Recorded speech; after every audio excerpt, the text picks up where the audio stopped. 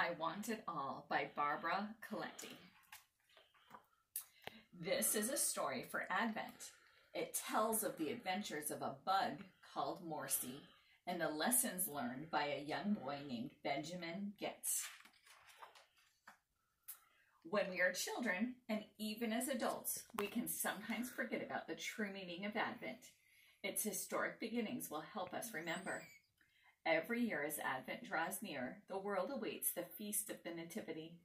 In the East, shepherds look to the heavens and remember an event that quietly changed the world more than 2,000 years ago. After centuries of waiting, God fulfilled his promise of a Messiah. Jesus was born. Around the world, Advent is a season of prayer, of giving, and waiting to celebrate the coming of the Lord. It is also a season of song, family, tradition, and eager anticipation for the joy that comes with Christmas Day. On Advent, not so long ago, everyone in the Getz family, or almost everyone, got into the spirit of giving. Benjamin's mom and dad began to decorate their home for the holidays. Gran filled food baskets for poor families. Gramps cut extra firewood for a neighbor. Benjamin was busy too. He was making a list of gifts, and all of them were for him. In fact, his list was already twice as long as last year's list, and he was just getting started. Mom said, "Benjamin, Christmas is a time to receive gifts, yes, but most of all, this is a time to appreciate what we already have and to think of how we can share that with others. This is the season when we think about giving, not just getting. Have you thought of what you might like to do for your sister Kate, for instance?" "Why should I?" Benjamin grumbled. "Kate already plays with all my toys. She even gets as many pancakes as I do at breakfast. This time, I want more toys for me, and she isn't going to play with them." Just then, Gramps walked into the kitchen.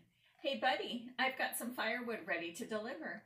I thought we could take it over on the sled and then give you and Kate a ride back home. Sound like fun?" "Yes," said Kate, but Benjamin wasn't interested. "Thanks, Gramps, but I really want to work on my wish list." Gramps gave Ben a long look. "Okay, buddy, just be careful of the bug." Benjamin worked on his list again that night. I wonder what Gramps meant about a bug. Oh well, I'll ask him tomorrow. I want it all. The next morning, Ben was brushing his teeth and almost thought he saw a big bug flying around in the bathroom. He blinked, but it was gone. Later on that evening, Ben climbed into bed and gazed at the sky outside his window. Christmas morning was just a few days away, and he kept thinking of the trucks, the basketball, and all of the new toys he wanted. And then he thought for sure he saw some sort of bug again.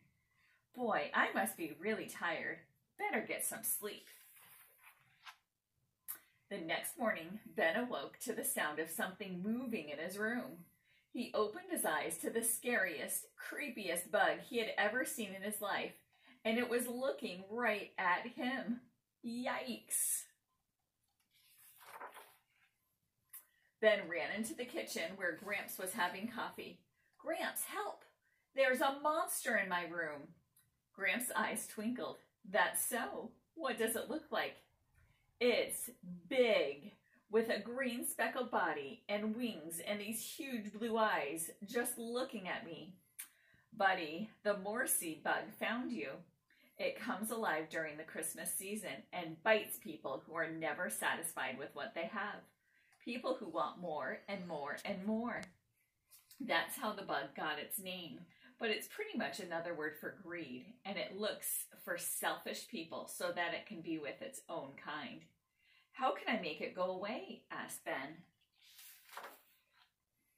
"There's no bug spray for Morrison bug. You can't chase it off, but if you start to appreciate your family, our home, and all the great gear that's already up in your room, you might have a chance. Better still, work on the list of presents you want to give instead of get, and Morrison will be gone in a hurry." Ben trailed back to his room, but he felt scared and sweaty and alone.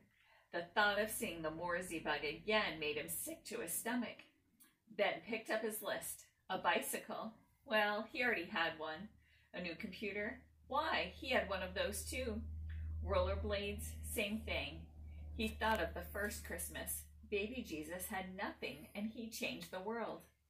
Then Ben did something rather surprising. He threw his list away. The next day, Ben went with his dad to deliver cookies to the neighbors. He even helped Kate with a puzzle. That night, he looked for the Morrison bug everywhere, under his bed, outside the window. No Morrison. The last few days of Advent passed quickly, and when Christmas Eve finally arrived, Ben felt warm and happy inside. He especially hoped that Kate would like her present. She loved to play with his favorite steam engine. Ben cleaned it up and painted Kate on the side of the car. Morrison bug was long gone. Christmas morning dawned, and Ben's family celebrated Christmas services and then went home to open presents. Ben glowed as he watched Mom, Dad, Gran, and Gramps, and especially Kate, open the gifts he made for them. Gramps spied Ben. "How's it going, buddy? Get rid of that bug?" "Yes, I feel much better, Gramps. Thanks. This is the best Christmas ever." Benjamin's cure for Morrison bug bites. Think about the first Christmas and be joyful for your life. Don't lie awake with lists you make in the dark hours of the night.